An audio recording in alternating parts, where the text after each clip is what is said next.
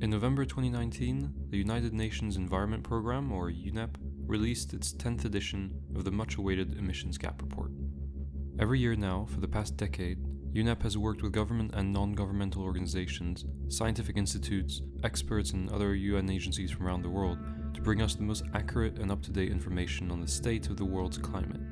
This year, the Emissions Gap Report seems to be the most dire yet. To paraphrase from Executive Director Inger Anderson's foreword, our climate, procrastination and delays have brought us to a turning point, where ambitions must immediately be raised and drastic measures must be taken. Otherwise, the cost of our inaction will continue to rise ever more. The report gives us a stark choice: set in motion the radical transformations we need now, or face the consequences. In today's episode of Deep Dive, we'll be looking through the 2019 Emissions Gap Report to bring you a concise, clear understanding of the paper so that you don't have to sit and read through it for hours, like we did. So sit back and enjoy the ride, you lazy ducks.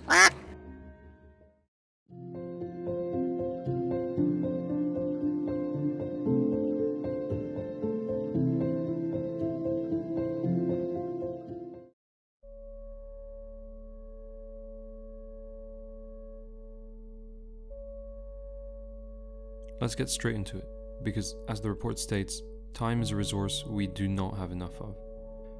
From 2009 to 2018, total greenhouse gas emissions, such as CO2 or methane, have risen at about 1.5% per year, to reach a total of 55.3 gigatons of CO2, the highest ever recorded. 2018 saw a rise of 2% in greenhouse gas emissions. This rise has been dominated by energy use and industry, which together make up a massive portion of our emissions. Unlike previous ones, the 2019 Emissions Gap Report focuses mostly on G20 countries, which together make up almost 80% of greenhouse gas emissions. On paper, it looks like the G20 are collectively on track to meet their Cancun pledges for 2020.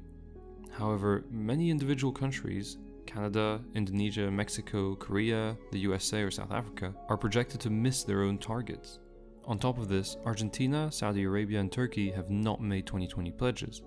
Many others are seen as unambitious, and Australia is carrying forward its overachievement from the Kyoto period to meet the 2020 pledges, meaning these fancy schmancy calculations technically put them in the green, but in current terms, Australia is doing a big no-no.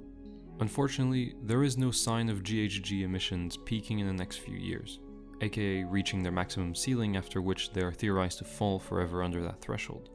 Last year's report put the number of countries peaking at 53 in 2020. They would only represent 40% of greenhouse gases. In terms of current planning, although more countries are announcing net zero targets for 2050, not that many have actually submitted their strategies to the UNFCCC for achieving it. In total, 65 countries or major subnational economies, such as California, have committed to net zero by 2050, but only a handful have actually submitted plans, and of those, none were from the G20. The EU and 4 other individual countries have passed or are currently passing legislation for such commitments, but the other 15 have been silent. The G20 and others must step up to the challenge. Not enough is being done, and commitments that have already been made, like zero net deforestation, have been found not to hold true in practice. To finish on a positive note though, from 2010 to 2018, the cost of renewable energies have overall fallen much faster than what was predicted. Solar panels, offshore and onshore wind, and even bioenergy are at their lowest prices ever. This has led to a huge increase in renewables, with 13% of today's global electricity consumption generated by renewables. But is it all enough? Are we doing enough? After all this progress, where are we going?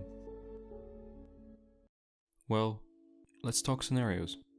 Currently, the world regurgitates 55.3 gigatons of CO2 a year. Scientists often like to map out 2 pathways for us. One path to 1.5 degrees rise in temperature by 2100, and 1 to 2 degrees.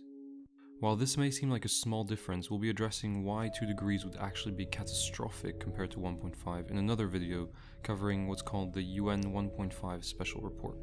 To achieve the 2 degrees objective, humanity needs to be emitting no more than 41 gigatons of CO2 by 2030. To get 1.5 degrees, that number falls to 25. So where do our current policies put us at 2030? At 60 gigatons of CO2. 60. That's a gap of 18 gigatons of CO2 for 2 degrees and 35 for 1.5. That's a nearly 60% necessary reduction compared to current trends and commitments if we want to avoid overshoot and stay within safe limits. Because, as other reports before it concluded, there are very real time constraints on our fight against climate change. 2030 is one of them. Greenhouse gases have a nasty way of staying in the atmosphere for a long time to mess things up in the future, meaning that if we don't fall beneath a certain emission level, come what may, the harm will already be done, and we'll just have to watch it all unfold. This is the real urgency at hand. Runaway climate change cannot be controlled back to normality once unleashed. And right now, with our current policies, the world isn't heading for an increase of 1.5 degrees by 2100, or even 2 degrees. The Emissions Gap Report 2019 concludes that we, today, are heading for 3.2 degrees rise, a number with consequences unheard of in human history. So how do we stop it? Can we? Well, the answer is maybe.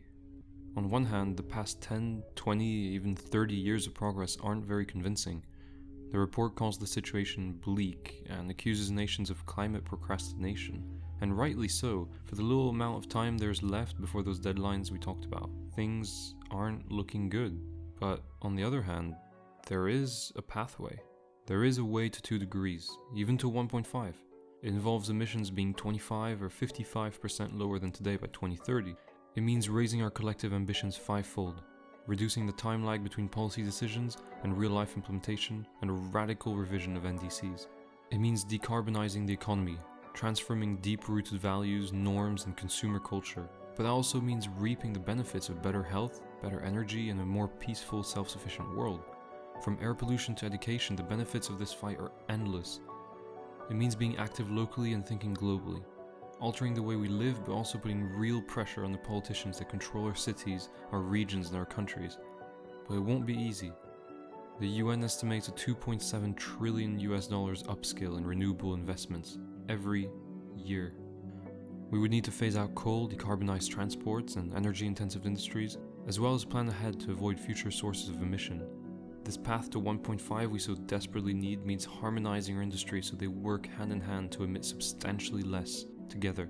A path to 1.5 means not waiting for the required changes to hurt more later, but doing what is necessary in the present to prevent inflicting even more pain on the future. It means having the G20 boost their commitments at the table and their actions on the ground. It means enhancing material and energy efficiency, phasing out fossil fuel subsidies, stopping the export of emissions, and transforming the ways our societies function. There is hope, it's right there in solutions we already know and have, but the political will needs to be there. This reduction from 55 gigatons of CO2 to 25 won't happen overnight, and it won't happen without real action. Emissions must fall 7.6% per year in the next decade. This may seem impossible given that they've only risen in the past year, but in the words of Enger Anderson, the executive director of the UNEP, we have to try. We cannot afford to fail. Thanks for watching. Hopefully you learned a few things, and if not, then that's okay. I'm sure there's gotta be something your big brains don't know that I can make a video about. Quick disclaimer, as I wanted this to be a very broad roundup of the Emissions Gap Report, there is a ton of information I didn't get to talk about, 108 pages of it in fact. The link is below in the description if you want to go and have a look at all the good stuff, but yeah, this video covers what I see personally as the crux of the paper, key statistics, and the message. And if you'd like to know more about individual countries, their commitments, their pledges, and how they're holding up, then stay tuned because that's in the works too. Much love.